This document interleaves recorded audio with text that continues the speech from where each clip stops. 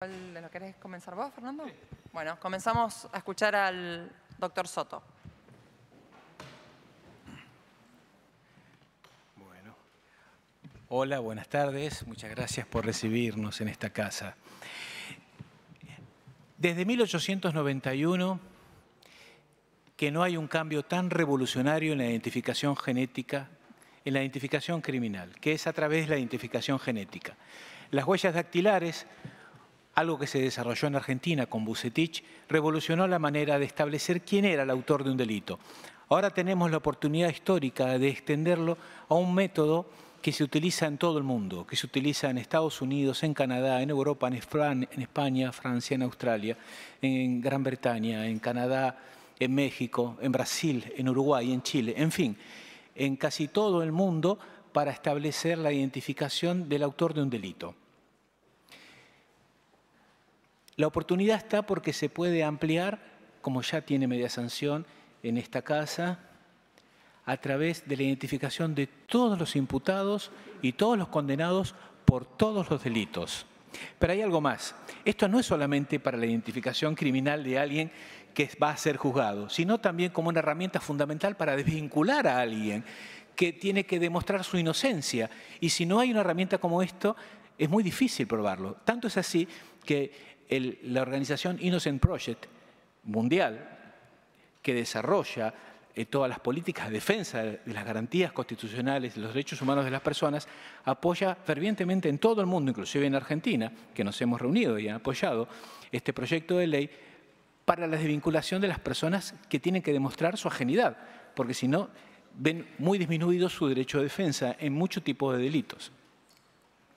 Pero hay más. Este sistema permite también poder utilizar la identificación genética para buscar a personas extraviadas o desaparecidas, sin perjuicio de la base de datos que está para el periodo de marzo de 1976 y diciembre de 1983 para los desaparecidos de la dictadura militar, que eso sigue incólume y no se toca. Para los demás casos en que hay personas en que se están buscando y hoy en día no hay ningún método para poder identificarlas, este sistema va a poder permitir en forma voluntaria, no por orden judicial, que los familiares aporten al registro su identificación genética y que se compare con su consentimiento con los restos de cuerpos que se encuentren o personas inconscientes que no puedan ser identificadas y establecer la identificación. De hecho, hoy en día quien se encuentra en estas condiciones generalmente es por azar, de casualidad. Si no, es prácticamente imposible encontrar a nadie. Bueno, este es un método que va a cambiar completamente esta situación. Lo que le pedimos es que en este proyecto, que ya tiene media sanción, hay un punto que nos interesa fundamentalmente, que es el lugar de alojamiento del registro. Si bien mantiene el nombre registro, ustedes ven que el registro no es estrictamente un lugar donde se acumulan datos respecto de un bien, de una persona, un inmueble, un automotor, una aeronave, un barco, como son todos los registros. Este registro es una herramienta de investigación criminal. El registro funciona así. Se toman los datos de todas las personas imputadas, de todas las personas condenadas, y se toman las muestras y evidencias que se encuentran en la escena del hecho. Las evidencias en la escena del hecho son de ADN, pero hoy en día ya no hace falta que se tengan fluidos, semen, sangre, etcétera, sino que basta el ADN de contacto.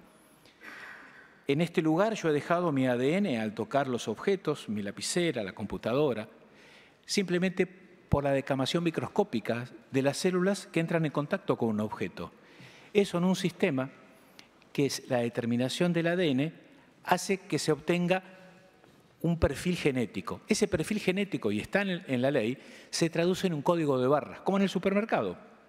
Y se compara ese código de barras con el código de barras del imputado, del condenado. Y el sistema dice, mire, yo no sé quién es esta persona, el de la escena del hecho, ni sé tampoco quién es el imputado. Solo se ponen códigos de barra en el sistema, no datos filiatorios. Pero sé que es el mismo, dice el sistema. Es la misma persona. Por ejemplo, alguien que cometió un hurto es el mismo que cometió un homicidio. Y esto que le digo, no solamente funciona en Alemania, en España, en Australia, en China, sino que funciona muy bien en Mendoza. En 2021, tuvieron un caso de un verdulero que fue asaltado. El ladrón le disparó en la cabeza y mató al verdulero. El verdulero había intentado defenderse, estaba tomando mate, le pegó con la pava en la cabeza. Quedó ADN suficiente. Tomaron el ADN, inmediatamente lo descubrieron. ¿Saben por qué? Porque estaba incluido en la base de datos por una amenaza. El caso de Lola Cholmanés, la pobre chica que violaron y mataron en Punta del Este.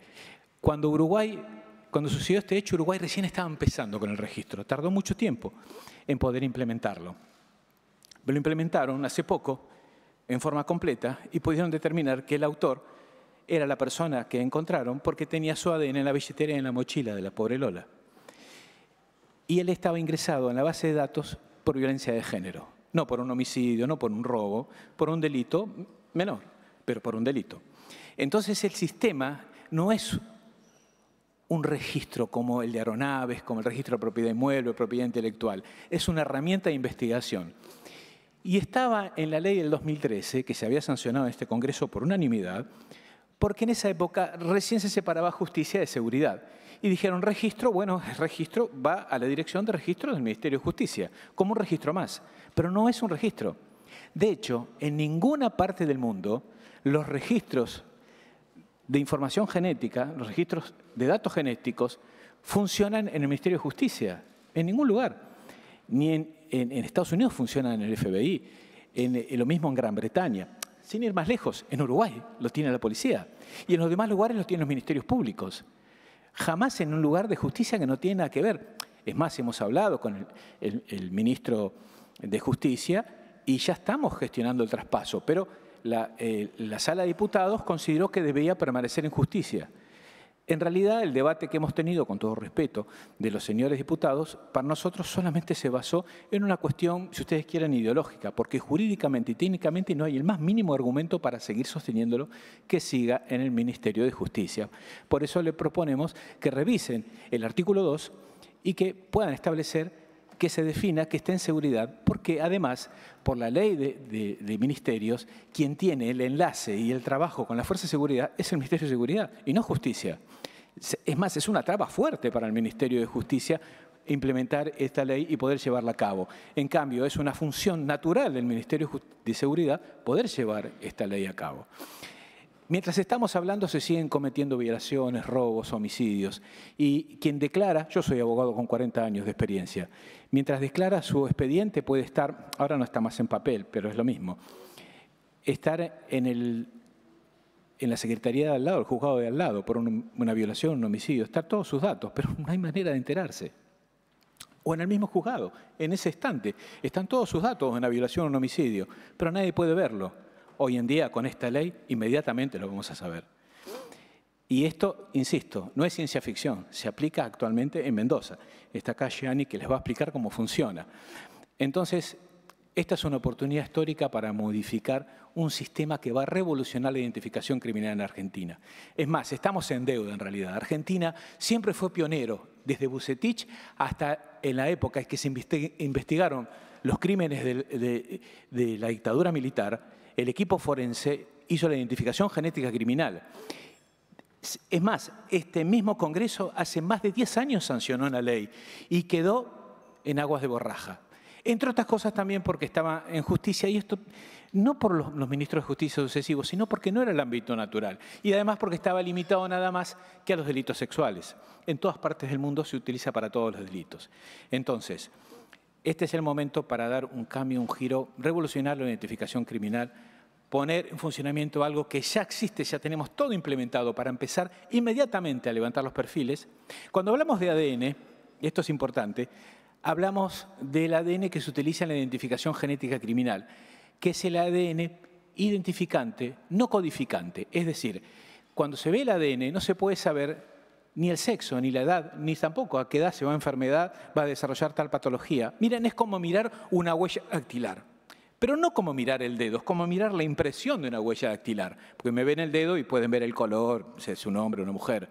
Si ven la impresión, hasta casi que quizás no puedan decir si es un humano, porque muchos mamíferos tienen una huella dactilar muy similar al del hombre, pero permite una identificación comparativa. muy rudimentaria comparando con el ADN, pero lo permite. En cambio, el ADN es exactamente igual. ¿Qué miran los genetistas? Miran un código de barra que no permite identificar si la persona es mayor o menor de edad, si es mujer, si es varón, qué tipo de origen étnico tienen. No tienen ninguna posibilidad. Solamente pueden decir, este es un número de serie, como un número de documento. Ven el número de documento y ven, mire, este número es el mismo número de documento que este. Por ahí faltan 2 o 3 números, pero faltan en la misma serie que tiene complementado el otro número de ADN. Entonces los genetistas dicen, bueno, esto es suficiente como para permitir una identificación criminal. ¿Qué se hace? Está todo en la ley. Se le dice, esto es así en todo el mundo, no lo inventamos nosotros. Se le dice, mire, señor juez, ¿qué juez? Y el juez que está investigando un delito. Encontramos un autor, que es fulano de tal, que está en libertad o que está preso. En su investigación tenemos una identificación, con eso termino. La identificación dice que es fulano de tal. Señor juez, estas son las pruebas. El juez la hace de vuelta. Cita al defensor, cita al fiscal y con todas las garantías vuelve a hacer una identificación criminal genética. Vuelve a hacer la identificación por ADN. Si le da positivo, es una herramienta. Puede ser que tenga razones para justificar por qué su ADN está ahí, pero el ADN estaba en la escena del hecho. Eso es indiscutible. Indiscutible con una certeza del 99,99%. El 0,0001% está por los gemelos vitelinos y por la posibilidad étnica de una repetición que en la práctica no existe, pero los científicos dicen esta es la certeza, 99,99% periódico. Por eso funciona tan efectivamente esta herramienta que nosotros le solicitamos que la aprueben y que además permitan que el Ministerio de Seguridad pueda desarrollar todas las herramientas para hacer una implementación, que ya lo estamos haciendo además, con todas las provincias. Ya tenemos 10 provincias que nos piden la implementación y ya quieren una adhesión, y poder implementar además y capacitar a todas las fuerzas de seguridad para levantar el ADN. El ADN se levanta con un hisopo que es en realidad como un palito de helado, como el helado de palito, que se pone en el carrillo interno, toma la saliva, se pone en un sobre, se lacra y se hace cadena de custodia y se lleva al laboratorio. Eso es toda la técnica. Es más, no hace falta que sea personal capacitado en laboratorio, porque no tienen que extraer sangre, usar jeringas. Es simplemente esto. Es más, algunos imputados dicen, no quiero eso. Señor, ¿quiere hacerlo usted? En Mendoza, por ejemplo, lo hacen. Sí, se lo dan, lo pone él y listo, ya está, es lo mismo. Eso es toda la invasión que hacen a la persona. Es más, de todos modos, la Corte ya ha dicho de hace mucho tiempo, desde el caso de los mellizos Miara, que la extracción de una gota de sangre no afecta la integridad psicofísica de la persona. Pero ni siquiera hace falta eso. Entonces, con todo este método, que además es cada vez más rápido y más económico, el ADN es cada vez más rápido y más económico, se puede hacer que no haya impunidad. Pero además de esto, es una obligación del Estado, pero además de esto, implica un ahorro enorme en investigación, un ahorro enorme en gastos jurisdiccionales, de juicios enormes sin poder definir una sentencia, y además los tratamientos psicológicos y médicos para las víctimas. Esto no es un dato menor, pero de todos modos hay que hacerlo porque es la obligación del Estado. Pero esto es fundamental, para eso es fundamental que lo aprueben, y además insisto en que esté en el ámbito de seguridad.